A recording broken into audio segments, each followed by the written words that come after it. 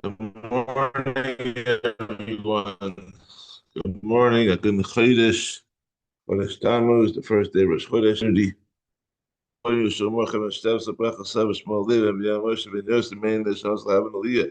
And first, them if you saw bracha leah, bracha bas pesach zod, the bracha aliyana bas yar bracha, Amisha Marisha, Chaybas Labeh, first them so Sharcha Yisrael.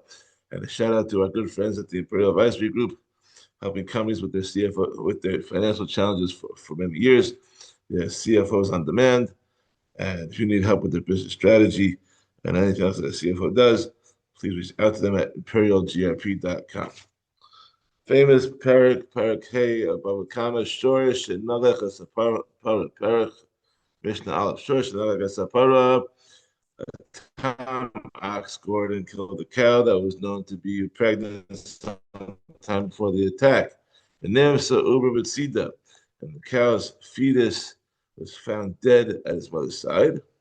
Then Yadua Im Hajdo Nacha Yalda, but it's not known whether the cow had given birth before the ox gored it, in which case the fetus was not killed by the ox and the owners, and the ox's owner would not have to pay for it.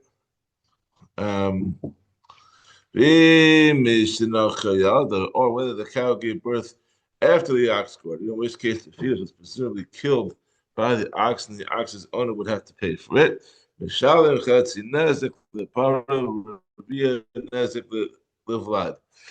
the halacha is the ox's owner pays half damages for the loss of the cow and one quarter damages for the loss of the fetus. Since it's unknown whether he is chayav to pay for the fetus, he pays only half usual. He only pays half the usual half payment, that damage payment, which comes to a quarter. Half of a half is a quarter. And the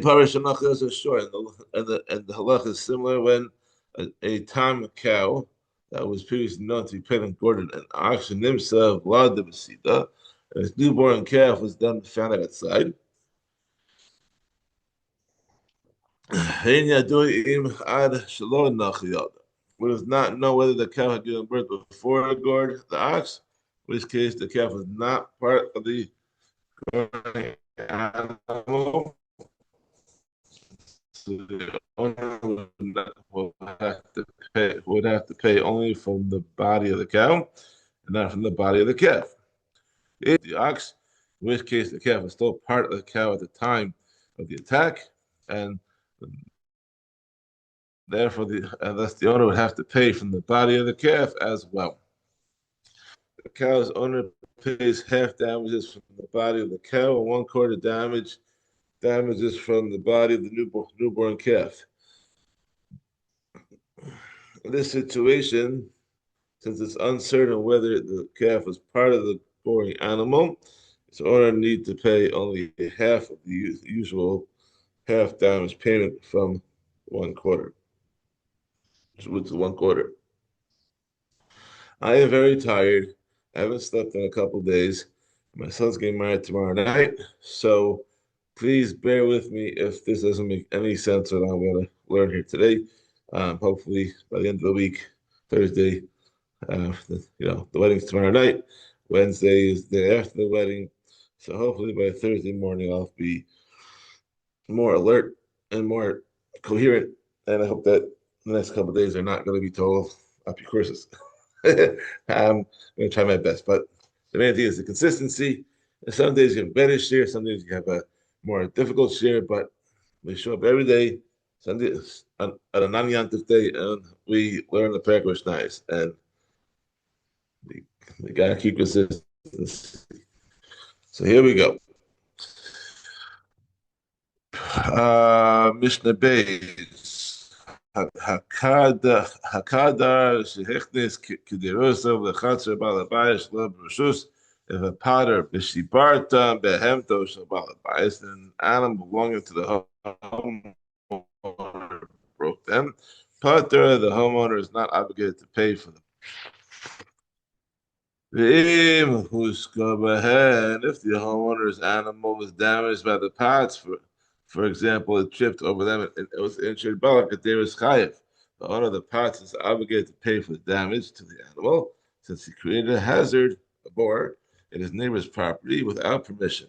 But if the potter brought his pots into the courtyard with permission and they were broken there, the owner of the courtyard, meaning the homeowner, is chayav to pay for the pots, because by allowing them to be brought into his courtyard, he presumably agreed to protect them, even if he did not say so explicitly.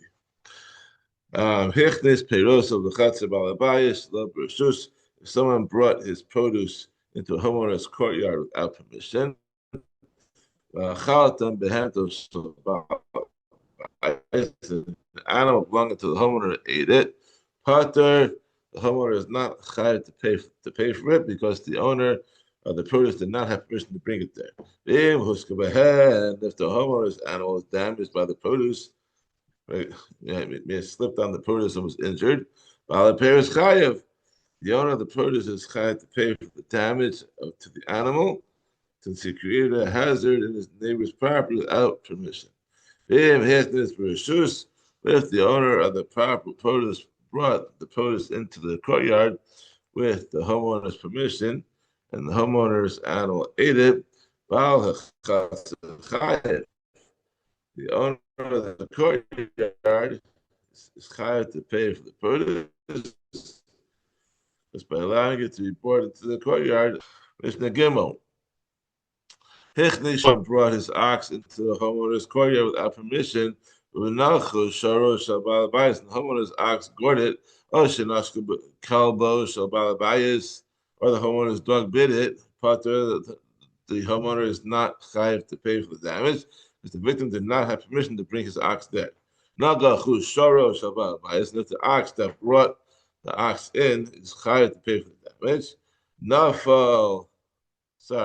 if the ox, if the ox was brought in, gored the homeowner's ox, chayav, the person who brought the ox in, is chayav to pay for the damage. If the ox that was brought in fell into the homeowner's water pit and made its waters dirty and unfit for drinking, chayav, the owner of the ox is chayav to pay for the ruined water. Chayav aviv, the homeowner's father or son was in the pit or was killed by the falling ox. The owner of the ox pays kofar. The ransom must be paid by someone whose animal kills the person. So if he brought his ox into the courtyard with reshus and he was injured there, the owner of the courtyard is chayav to pay for the damage, because by allowing the ox to be brought into the courtyard, the owner would presumably agreed to protect it, even if he did not say so explicitly. Rabbi Yonasi says, in all these cases cited in the Mishnah and the previous Mishnah, meaning these two Mishnahs, where one brought things, meaning pots, produce, or an ox, into another's property, even if the homeowner gave him reshus, the homeowner is not obligated to pay for the damages that occurred in his property to them, unless he explicitly accepts upon himself to protect them. Mishnah Dalit Shurish and Hayim Iskav the Chaveru, ox intended to gore another ox, Hika as Isha Viyatsu struck a pregnant woman instead and caused her to miscarry. Pater mit Mei Vladus, the owner of the ox is not chayav to pay the value of the fetus. Adam Shahayim Iskav in the Chaveru, but if a person intended to strike another person, Hika as Isha Viyatsu and he struck a pregnant woman instead and carried because of a miscarriage, he must pay the value of the fetus. How does one pay the value of the fetus?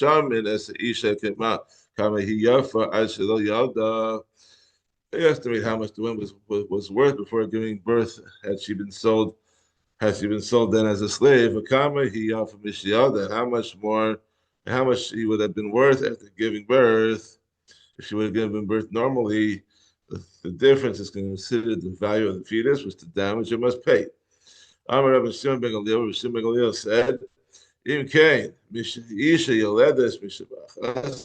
If so, that we reckon the value of the woman before and after the pregnancy, the damager will pay nothing because the woman increases in value after she gives birth. A pregnant woman is worth less as a slave than one who is not pregnant because the danger presented by the approaching childbirth reduces her value. Rather, we estimate how much the fetus was worth just before the attack, and the damager pays that amount. And notice in the bow, the damager gives the value of the fetus to the woman's husband, the baby's father. And if she has no husband, if the father died, notice then Liyarshav, he gives it to the husband's heirs. Haisa Shivcha v'nishtachara. If she was a Evid Kanani, a Shivcha Kananis who had been freed and had married a freed Evid Kanani, Ogi Yoris, or she was a convert to Judaism who married a male convert. And in each of these cases, her husband died without leaving any heirs. Potter, the damager is not chayav to pay the value of the fetus to anyone. Mishnah Ches. Mishnah Hey. Told you, still sleeping. Hachofer bor b'rishus hayachid apostle b'rishus harabim. If someone digs a pit in his private domain and opens it to the public domain, meaning he digs a pit in the public domain at an angle that's at the floor of the pit is his own property. Oh, b'rishus harabim apostle b'rishus hayachid. Or he digs a pit in the public domain and opens it to his private domain. He digs it in his own property at an angle so the floor of the pit is under the public domain. B'rishus hayachid apostle b'rishus hayachid achid. Or he digs a pit in his private domain, opens it to another private domain that he owns, chayiv. In all of these cases, he's chayiv to pay for the damages caused by the pit. If someone digs a pit into the public domain, or and an ox or a donkey fell into it and died, chayiv, he is chayiv to pay for it, even though the entire pit is in the public domain and no part of it belongs to the one who dug it. He's responsible for the damage that it causes. Where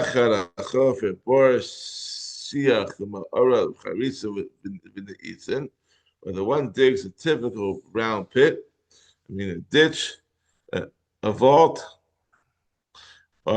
square pits, or wedge-like pits, or wedge-like pits.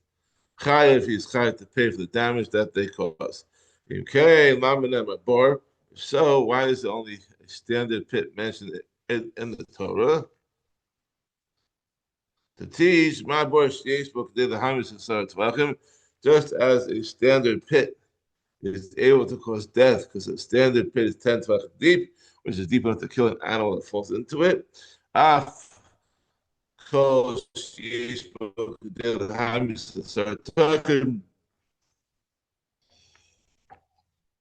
So to any other type of pit must be able to cause death.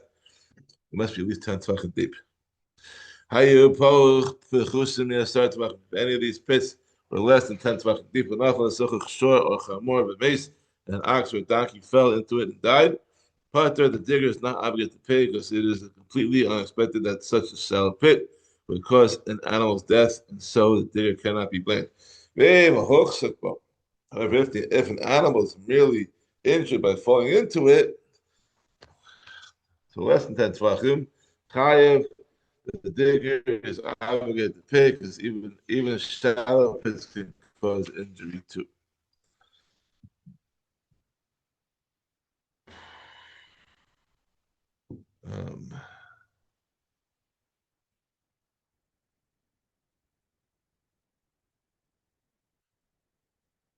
Okay. Mishnah Vav. Bor shel shnei shutfim. If there is a pit that belongs to two partners, Avar, Allah, Harisha, Velochisahu, and the first one passed by it, uncovered it, and did not cover it again, Sheni Lochisahu, and before he left, the second one passed by, and the first one gave the cover to the second, but the second one did not cover it. Sheni Chayiv, only the second one is kind to pay for any damage caused later by the pit, because he should have covered the pit. The first one does not have to pay because he fulfilled his responsibility by giving the cover to the second one. The second one, but the fact that he didn't cover the pit, he was supposed to, he's the one who's chayiv for any damages. So Harisha, another case, if the first one covered it properly, and the second one came sometime afterwards and found it uncovered, because, for example, the cover had become wormy and broke, lochis, so in the second one did not cover it. Hasheni chayev, the second one is obligated to pay for any damage later caused by the pit, since he should have covered it but did not do so. The first part, however, does not have to pay because he covered it properly. Though it later became wormy, this was an unlikely accident. Kisa Kira, even if this is short Kamma for me, so the owner of the pit covered it properly.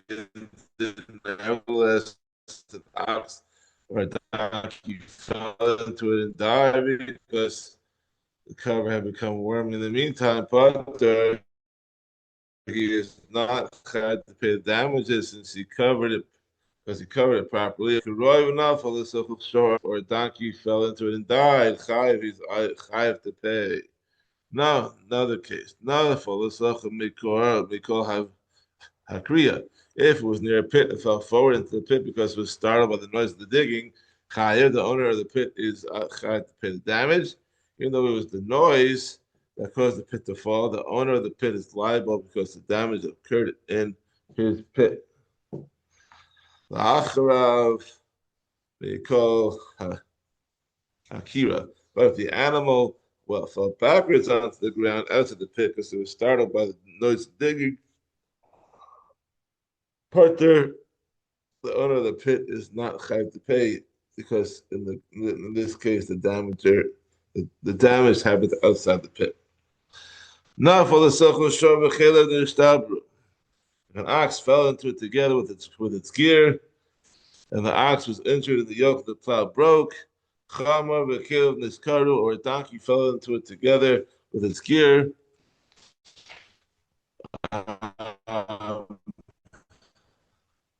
And the donkey was injured and the items were torn.